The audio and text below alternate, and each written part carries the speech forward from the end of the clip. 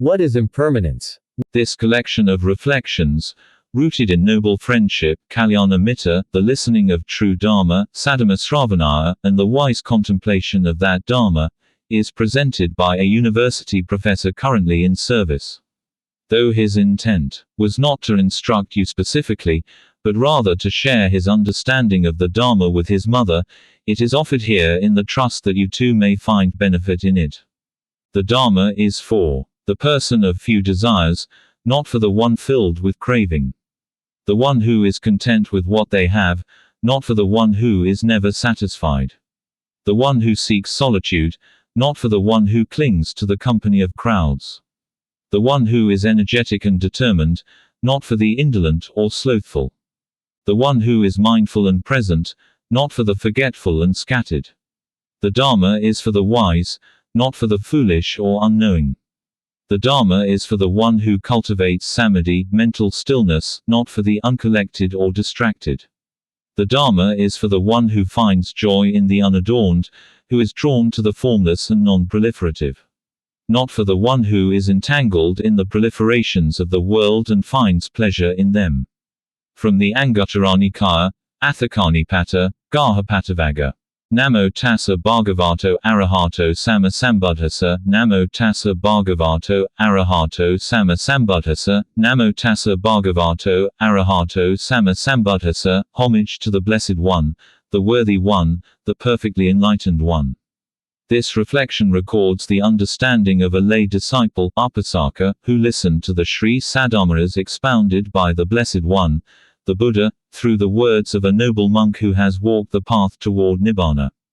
A Buddha arises in the world to reveal the Four Noble Truths. The truth of suffering, dukkha, the cause of suffering, the cessation of suffering, and the path leading to the cessation of suffering. These truths are illuminated alongside the three characteristics, tilakkhana, of all conditioned phenomena. Anicca, impermanence, dukkha, unsatisfactoriness, anatta, non-self. Through these truths, the Buddha brings clarity to beings wandering blindly in samsara, guiding them across the ocean of suffering. The Paññuccupadānakkhanda, the five aggregates of clinging, are rupa, form; vedana, feeling; sañña, perception; sankhara, mental formations; vijñāna, consciousness. The Buddha expounded that all things within this universe fall under the twofold classification of nama, mind, and rupa, form, matter. All insentient matter is categorized as rupa, and all sentient phenomena, conscious experience, are known as namarupa. Why is something considered impermanent, anicca? The shortest answer is, because it is the inherent law of the natural world. To briefly clarify, material form, rupa, is composed of the four great elements, earth, pathavi, water, apo, fire, tejo, and air, vayo. The nature of these elements is that they arise and cease every 17 mind moments. In the next mind moment, they re-arise as a result of the previous cessation. Thus, all beings including ourselves, and everything material such as trees, leaves, mountains, the sun, and the moon, are constantly perishing and reforming every moment. What appears to the ordinary eye as the same object is, in fact, not the same. It is the effect of what previously ceased. This constant arising and passing away of all material forms, based on the nature of the four great elements, is the natural law of the universe. This process happens in every moment, to all beings and all things, even without our awareness. That is, form is always subject to impermanence. The Buddha referred to form as rupati, meaning it changes, is struck by opposing conditions, and is afflicted by them. The four elements arise, are struck down by opposing causes, and perish right where they originated. They arise again as effects of the previous causes, appearing as though they are the same, but they are not. However, because this impermanence is not visible to the ordinary being, it is not recognized as suffering. The relationship between impermanence and suffering. What arises again is slightly different from what came before. With the passage of time, this process becomes visible in the form of transformation or decay. Thus, illness, aging, deterioration, and destruction are all part of this natural process. This is a slower manifestation of impermanence, compared to the rapid microscopic change of the elements. This slower kind is called serial impermanence. It appears externally as birth, transformation, and eventual death or destruction. The true suffering of impermanence is this transformation. Change itself is suffering. We experience suffering because we cling to things and desire permanence where there is none. This truth of suffering is common to all beings in the universe. For example, the process of a being becoming youthful is actually the result of impermanence, of transformation. But beings become attached to this transformation, mistakenly seeing it as happiness. In reality, there is nothing to be attached to. From the moment of birth, we are destined to age, fall ill, and die. Thus, transformation is inherently suffering. Ignoring this change in youth is delusion. Resisting the changes of aging is more than suffering, it is suffering upon suffering. Every transformation ends in either death or destruction. What does it mean to be alive? To be alive means to interact with form in various ways, through seeing, with the eye, hearing, with the ear, smelling, with the nose, tasting, with the tongue, thinking, with the mind, and touching, with the body. In each of these interactions, we either cling to, resist, or remain indifferent to form. But we fail to recognize that all form is made only of the four great elements, which perish in every moment and arise again as effects of previous perished conditions. We do not realize this transience, and so we grasp at it. This grasping is called rupa upadana-khandha, the aggregate of clinging to form. Two types of form, with and without consciousness. Form made of the four great elements can be either non-conscious, aviññānaka, like trees, rocks, and mountains, or conscious, saviññānaka, such as in beings. Conscious form facilitates the arising of consciousness, vijñāna. These beings possess six internal sense bases: ayatana, eye, ear, nose, tongue, body, and mind. Correspondingly, there are six external sense objects: form, rupa, sound, satta, smell, gandha, taste, rasa, touch, fatthava, and mental objects, dhamma. To be alive is to engage in contact, phassa, between these three: an internal sense base, an external object, and a corresponding consciousness. For example, eye plus visible form plus eye consciousness equals seeing, ear plus sound plus ear consciousness equals hearing. Interestingly, all six sense objects, including sound, smell, taste, touch, and mental objects, are considered types of rupa form. Therefore, everything we interact with through the senses is a form, and this forms the first aggregate of the five aggregates we cling to, panch upadana-khandha. The relationship between impermanence and non-self. Out of the six internal sense faculties, only one operates at a time.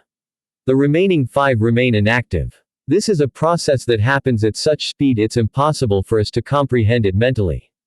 When we say we see a moving image, it's much like the old celluloid films, where a series of still frames pass rapidly in front of a light to create the illusion of motion.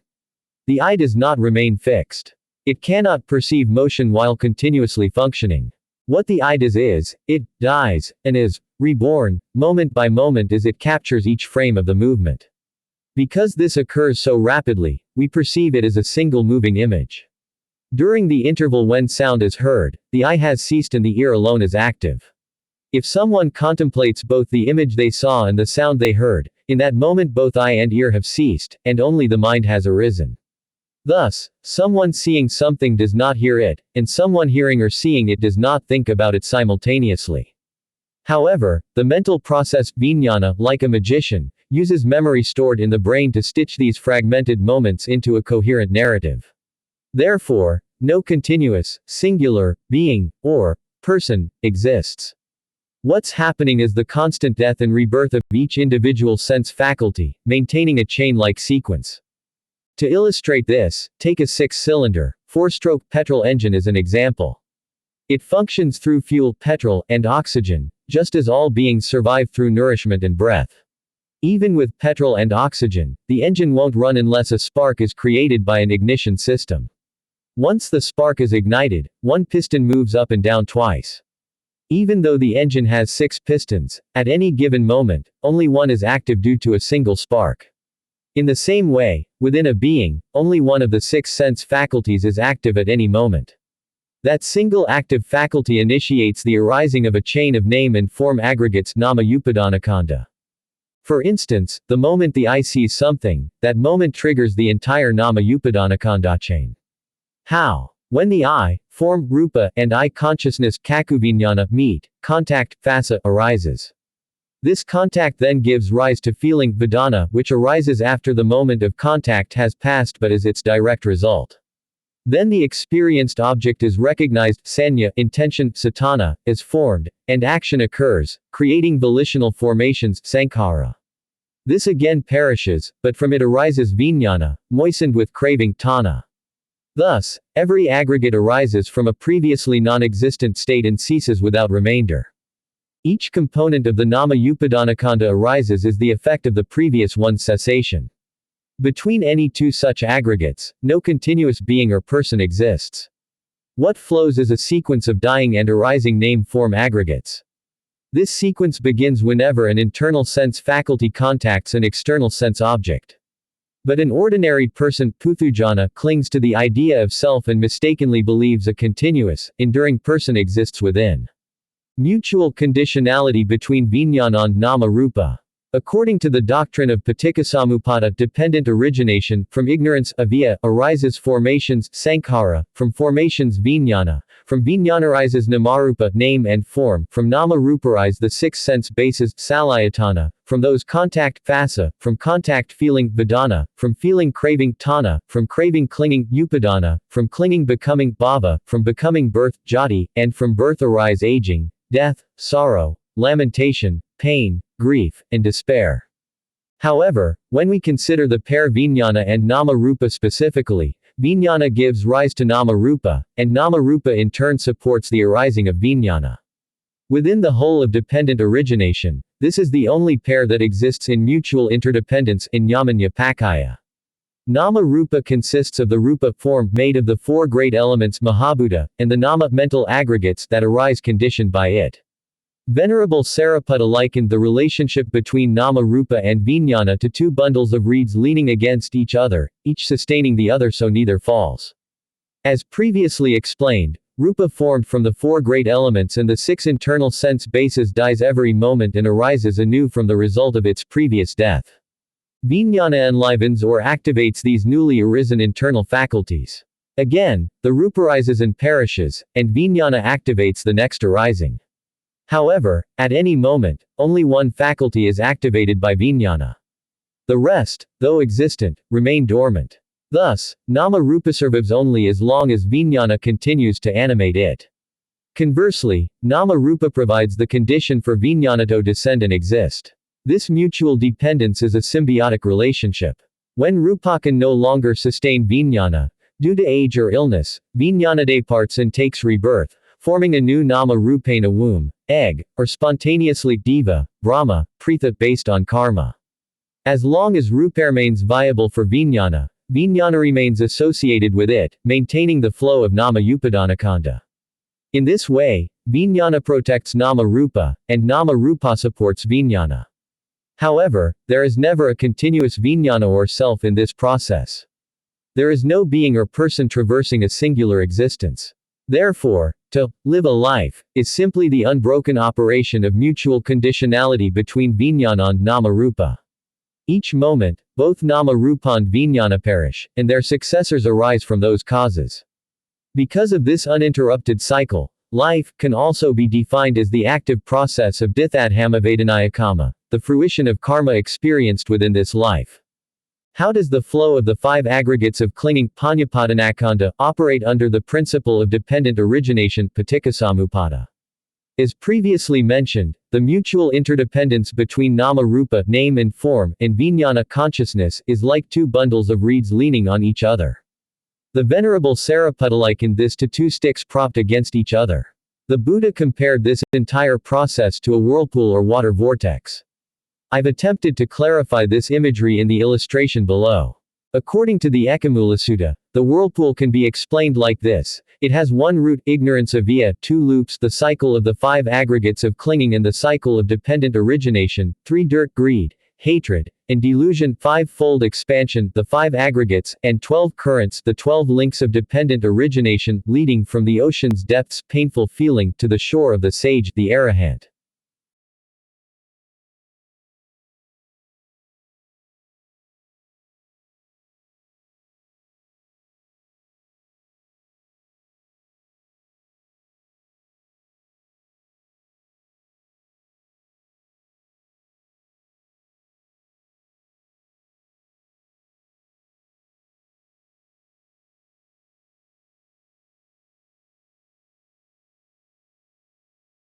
According to the Mahapadana Sutta, when the Bodhisattva Vipassī contemplated dependent origination, he realized the mutual interdependence between vijnana and nama-rupa and saw that all experiences arise within this relationship. That is, vijnana revolves back around nama-rupa pakutavadati without ever leaping beyond it, etavada, circling again and again, constantly perishing and reforming.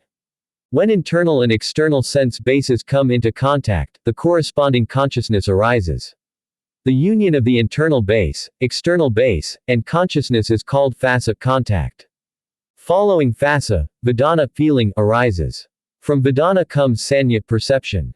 From sanya comes satana, volition, leading to action and accumulation of wholesome or unwholesome sankhara, formations. Because of these sankhara, consciousness becomes inflamed and exits the body, seeking a new form, rupa. If the body has not yet decayed or become diseased, consciousness turns back and reconnects with the internal and external bases, reigniting the cycle, phassa, vedana, sanya, sankhara, vijnana, again. This cyclic process of the five aggregates ends with consciousness, which always seeks to reignite the sense faculties. According to dependent origination, as long as there is a via, ignorance, which sees the five aggregates as permanent, pleasurable, and as self, the cycle continues to revolve. Avijja leads to the accumulation of sankhara. From sankhara arises vijnana. From vijnana arises nama-rupa. As long as nama-rupa exists, the six sense bases, salayatana, exist. When these come into contact with external stimuli, consciousness arises, leading to phassa and then vedana. Vedana manifests as pleasant, painful, or neutral. Vedana gives rise to tanha, craving. From tanharis is upadana, clinging, and this clinging, when grasping at the exiting vijnana, directs it to where it will next descend. Tanha appears in three forms: kama tanha, craving for sensual pleasures, bhava tanha, craving for existence, and vibhava tanha, craving for non-existence.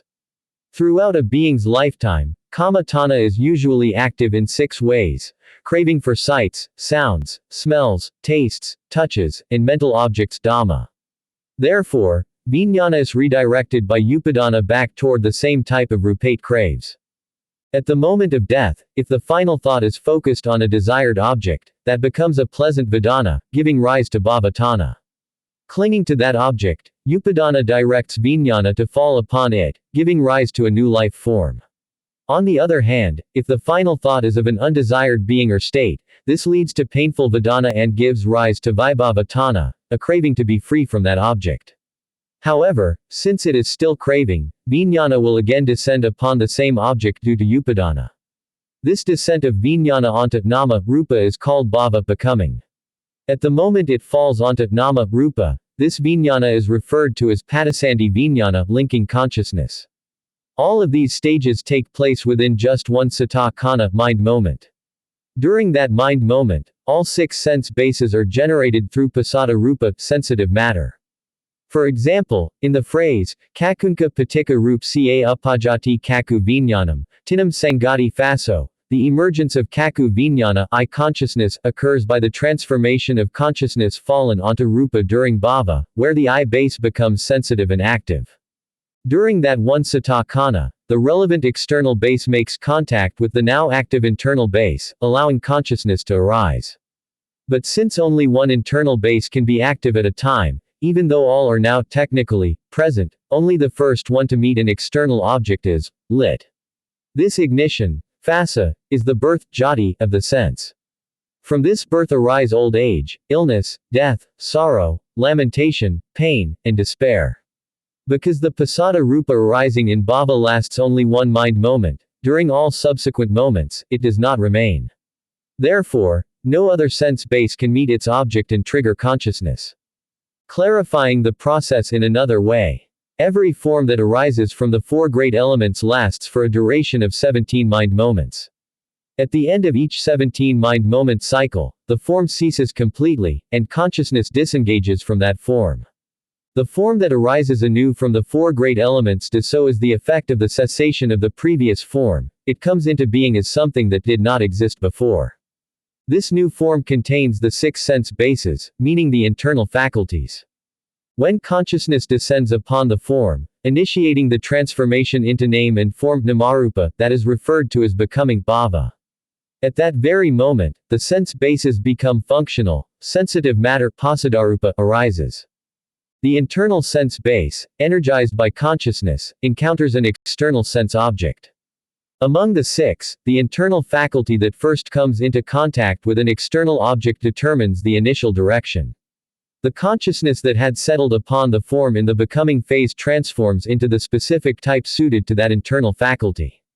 For instance, if the eye is the first to engage, visual consciousness cakkhu vijñāna arises. The combination of the internal sense base, the external object, and the corresponding consciousness is called contact phassa. From contact arises feeling vedana. What is felt is colored by craving tanha, and recognized as perception sanya. That which is perceived then gives rise to volition satana, which motivates an action, resulting in the accumulation of mental formations sankhara. The mental factors, cetasika-dhammas, arise in conjunction with feeling, perception, and volition, or more broadly, with the mental formations. From these formations, a new consciousness arises. The stream of consciousness continues even beyond death, immediately attaching itself to a new stream of form without any break, utilizing that new form throughout its lifespan in the same cycle. Try earnestly to see, through right effort and honest clarity, that within this rapid process, there is no basis for a notion of being, or person. This insight is one of the greatest blessings offered by the Buddha's Dhamma to the lay practitioner. The ripening of merit and demerit. According to the Buddha, not all those who do good deeds are necessarily reborn into favorable realms, nor are all wrongdoers necessarily reborn into unfavorable ones. The determining factor for the next rebirth is clinging, upadana. Existence arises because of clinging, upadana pakaya bhavo. No matter how much merit or demerit one has accumulated, only those results that are compatible with the new form can manifest in the new life. When a human being dies, they may be reborn as another human, a deva, a Brahma being, or one of the beings in the four lower realms. In that new life, the merit and demerit previously accumulated as a human will only operate in the extent to which they can ripen within that specific body or form. Thus, merit and demerit capable of ripening in a human form may not do so in another type of body. To illustrate this, let us consider consciousness like electricity flowing through a power socket. If a red-colored light bulb is plugged in, it glows red. Unplug the bulb and replace it with a fan, it spins and generates wind. Plug in a computer, and it performs entirely different, complex operations. In this way, consciousness that enters a beast undergoes harsh karmic results through fire and torment. Consciousness entering a bird's egg gives rise to a bird who soars through the skies. Consciousness entering a being bound for a heavenly realm reaps results across a broad spectrum, experiencing both the outcomes of good and bad karma. From impermanence to non-self. Because of the impermanence of name and form, nama rupa, and consciousness, there exists no enduring self, person, or being that persists continuously in the universe. One becomes non-self, anatta, precisely due to this impermanence. That is, at no time, past, present, or future, can anything be rightly viewed as me, or another, in any substantial or permanent sense. What truly exists are only the successive streams of form and consciousness, arising moment by moment as the results of past causes that have ceased. These two streams, form and consciousness, when taken together, are conventionally referred to as nama rupa or the five aggregates of clinging, paññāpadanakkhandha, form, feeling, perception, mental formations, and consciousness. You can now begin to see the impermanent nature of the five aggregates. One who sees it this way breaks through identity view, sakkaya ditthi, the deeply rooted belief in a self. This view is one of the fetters, samyojanadhamma, that must be abandoned to attain the first stage of awakening, stream entry, sotapatti. The arahants, the fully liberated ones, clearly understand, in each passing moment, the arising and cessation of every one of these five aggregates. Because of this, they stop at the point of contact, the moment when an internal sense base, external object, and corresponding consciousness meet. They stop at seeing as merely seeing, didhedathamatam, and hearing as merely hearing. Beyond that point, they do not construct any further aggregates of clinging. This is the pure, untainted, and direct seeing of reality, free from craving. On the continuity of consciousness, for consciousness to persist, it is sufficient that a form, rupa, exists into which consciousness can descend. Even when the internal faculties are inactive, as in deep sleep or unconsciousness, consciousness continues to arise and cease within the form. This ongoing process is referred to as the life continuum consciousness, bhavanga-vijñāna. The life continuum is sustained by the faculty of vitality, jivatindriya, which is associated with the heart base, hridaya vathu, partially filled with blood. If adequate external support and protection are present, a living form can exist without active consciousness, as observed in the embryonic stage before consciousness descends. However, for the internal faculties to become functional, each must be activated by consciousness. Once consciousness descends into the embryonic form, after the heart base has developed, it initiates pulsations.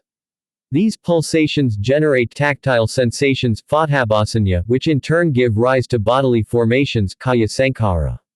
From the moment consciousness descends, these tactile sensations and the resulting bodily formations support the continuity of the mental aggregates nama upadanakanda until the new being emerges from the womb. Without a form, consciousness cannot persist even for a single moment, siddhikana. When consciousness departs from one body, it immediately arises in the next form, whether in a new embryo or a spontaneously generated form, without any interval. Although consciousness, like form, arises and ceases continuously, the stream of consciousness differs fundamentally from the stream of form. For instance, a child born from the union of parents is neither identical to one parent nor both, yet without the parents, the child's existence would not be possible. This principle applies to plants as well. The parents give rise not only to the child but also to siblings. As the child matures, they may unite with a partner to produce offspring, nurturing them as their greatest attachment. Parents do not die immediately upon the birth of their children. Thus, numerous related forms can coexist simultaneously. In contrast, consciousness always arises as a result of the preceding consciousness. There are never two consciousnesses at the same time, nor does one consciousness give rise to multiple consciousnesses simultaneously. Unlike form, consciousness has no contemporaneous relatives. Parents and children, siblings, all are relatives in terms of form, not consciousness. The stream of consciousness progresses rapidly through the mental aggregates, arising, persisting, ceasing, and re-arising as the result of the preceding consciousness. Throughout this long journey, consciousness descends into various forms. This cycle of suffering ends only when one realizes the supreme nibbana and attains final liberation. The relationships of form do not accompany this journey through time, they pertain only to the present. The moment of death, rebirth, and challenging rebirth. At the moment of death, only the mind faculty, manindriya, among the 6 internal faculties remains active. The final mental object, aramana, encountered by this mind faculty gives rise to contact, phassa, which leads to feeling, vedana. Craving, tanha, and clinging, upadana, towards this feeling cause the dying consciousness, kutavijñāna, to condition the rebirth consciousness, patisandhivijñāna, in a new form, upadanapakayabhavo.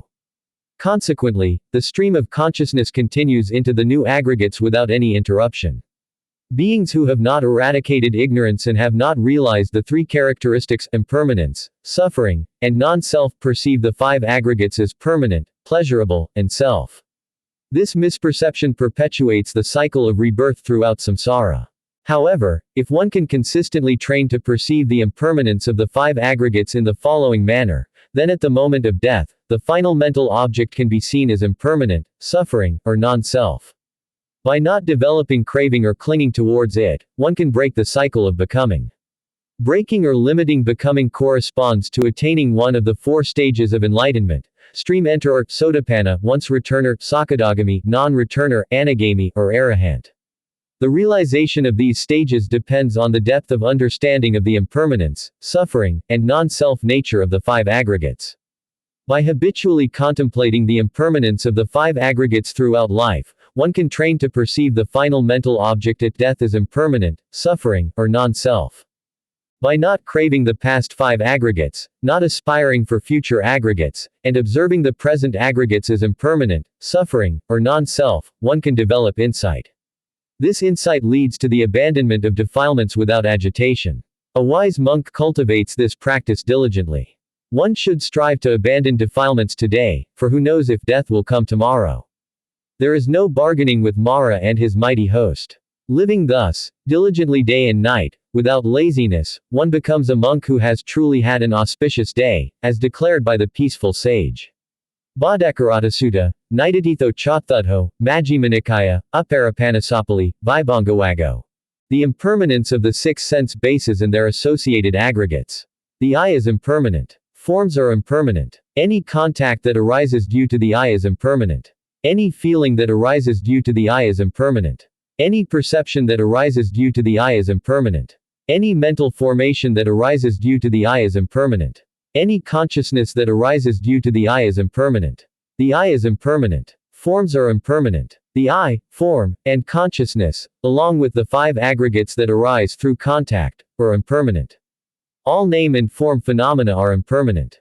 The ear is impermanent. Sounds are impermanent. Any contact that arises due to the ear is impermanent. Any feeling that arises due to the ear is impermanent. Any perception that arises due to the ear is impermanent. Any mental formation that arises due to the ear is impermanent. Any consciousness that arises due to the ear is impermanent. The ear is impermanent. Sounds are impermanent. The ear, sound, and consciousness, along with the five aggregates that arise through contact, are impermanent. All name and form phenomena are impermanent. The nose is impermanent. Scents are impermanent. Any contact that arises due to the nose is impermanent. Any feeling that arises due to the nose is impermanent. Any perception that arises due to the nose is impermanent. Any mental formation that arises due to the nose is impermanent. Any consciousness that arises due to the nose is impermanent. The nose is impermanent. Scents are impermanent. The nose, scent, and consciousness, along with the five aggregates that arise through contact, are impermanent. All name and form phenomena are impermanent. The tongue is impermanent. Flavors are impermanent. Any contact that arises due to the tongue is impermanent. Any feeling that arises due to the tongue is impermanent. Any perception that arises due to the tongue is impermanent. Any mental formation that arises due to the tongue is impermanent. Any consciousness that arises due to the tongue is impermanent. The tongue is impermanent. Flavors are impermanent. The tongue, flavor, and consciousness, along with the five aggregates that arise through contact, are impermanent.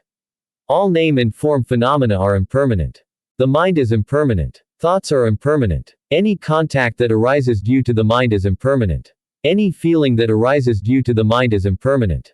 Any perception that arises due to the mind is impermanent. Any mental formation that arises due to the mind is impermanent.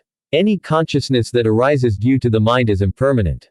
The mind is impermanent. Thoughts are impermanent. The mind, thoughts, and consciousness, along with the five aggregates that arise through contact, are impermanent. All name and form phenomena are impermanent. The body is impermanent. Sensations are impermanent. Any contact that arises due to the body is impermanent. Any feeling that arises due to the body is impermanent. Any perception that arises due to the body is impermanent. Any mental formation that arises due to the body is impermanent. Any consciousness that arises due to the body is impermanent. The body is impermanent. Sensations are impermanent. The body, sensation, and consciousness, along with the five aggregates that arise through contact, are impermanent. All name and form phenomena are impermanent. If you have read this essay from beginning to end, it will now be clear to you that the impermanence of both the form aggregate and the name aggregates is an absolutely essential element in the existence of yourself and the entire universe. In other words, the driving force of the universe is impermanence itself. The one word that can fully explain everything that exists or happens in this world is impermanence. If we consider only the impermanence of form, we see that a seed grows into a tree, a child becomes an adult, the rain falls, the wind blows, the sun and moon shine, all due to transformation born of impermanence. If form were permanent, none of these events would take place. Similarly, because the name aggregates are impermanent, other name aggregates can arise. For example, contact phassa ceases and gives rise to feeling vedana. Feeling ceases and gives rise to perception sanya. Perception ceases and gives rise to mental formations sankhara. Mental formations cease and give rise to consciousness vijnana.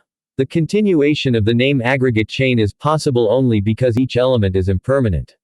If contact were not impermanent, no feeling would arise. If feeling were not impermanent, there would be no perception. If perception were not impermanent, there would be no formation. If formation were not impermanent, consciousness would not arise. Thus, impermanence is the essential condition for the continuity of the five aggregates. Because of impermanence, the aggregates in name and form exist. Nothing that is permanent can exist in this world. However, there is one permanent thing that exists beyond the world. That is nibbana, the supramundane. In other words, once nibbana is fully realized, as anapadasesa nibbana, that enlightened being no longer remains within this universe. If you seek nibbana as a permanent, blissful, eternal state of peace, then know this: such a place does not exist within nibbana. Now, it is hoped that you understand the true meaning of the word impermanence, anicca.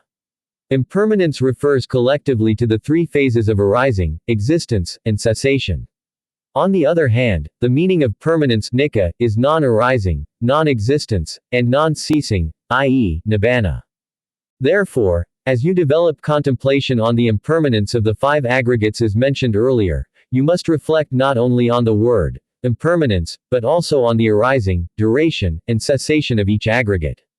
That which exists, exists precisely because it is not permanent, it exists only because it ceases.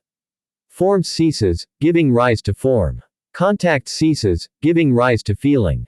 Feeling ceases, giving rise to perception. Perception ceases, giving rise to formations. Formations cease, giving rise to consciousness.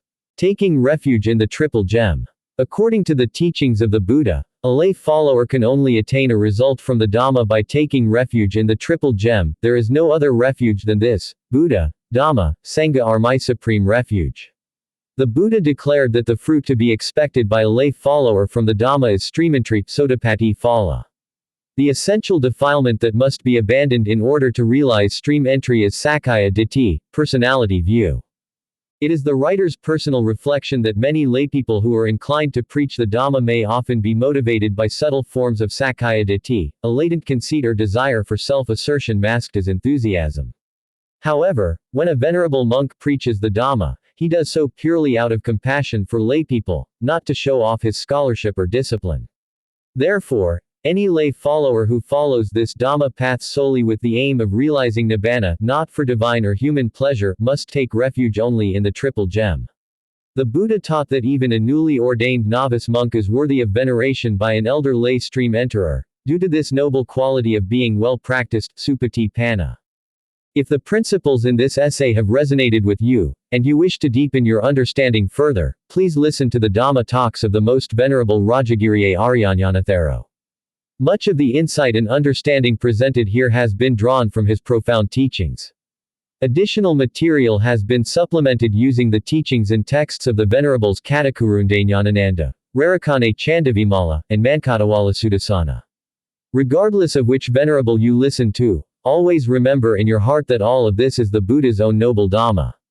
Sabba papasakaranam, kusalasa upasampada, sasada pariodapanam, adam buddhana sa asanam.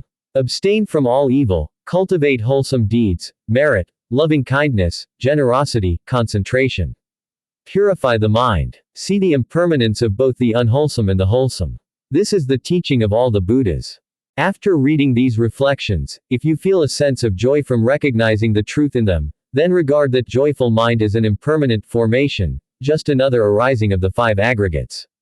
Likewise, if you feel displeasure or resistance, thinking these reflections are mistaken, then view that displeased mind also as an impermanent formation, again, just a momentary expression of the five aggregates. If you can observe in this way, you are someone skilled in receiving the fruits of this noble Dhamma. Even that mind, the one that observes, should also be seen as an impermanent formation of the five aggregates. The five aggregates of clinging are impermanent. They are dependently arisen.